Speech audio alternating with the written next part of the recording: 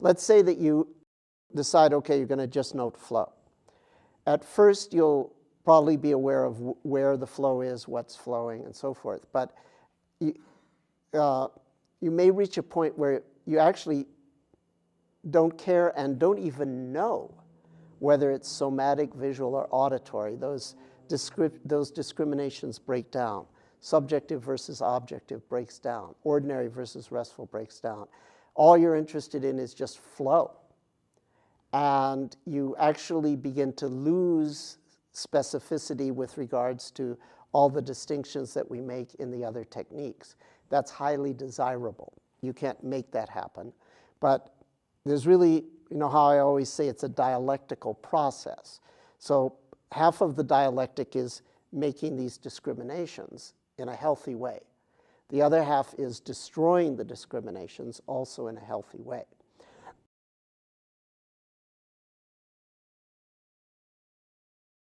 Flow is le grand platisseur. It's the great leveler that destroys distinctions. The only greater leveler is gone.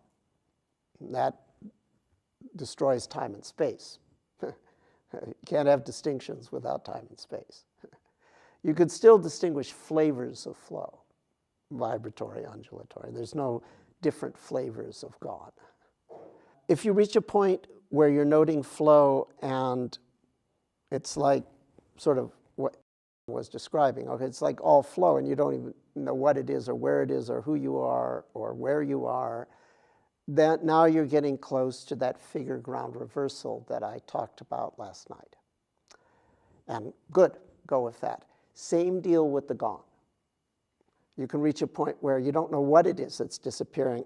You don't even know whether it was big or small, pleasant, unpleasant, simple or complex. You forget about all that. You're just dominated by the vanishingness of things. And that, once again, leads to the figure ground reversal piece. That was what you were starting to experience. And if you get the combined, where it's flow, go, flow, go, flow, go, that's all you're with, then that's going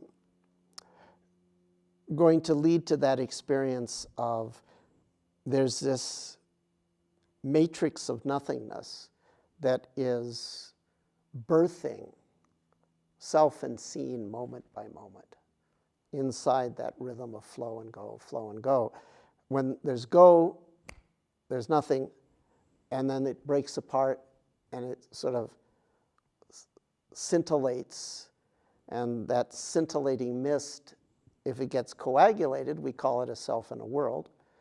If it doesn't get coagulated, we call it pure spirit, and it's part of it is constantly spreading out effortlessly. Part of it is constantly pulling in effortlessly. It's a fountain of youth, invisible doing. So that would be the flow, gone, flow, gone. You combine the two together. That's an option for focus on change.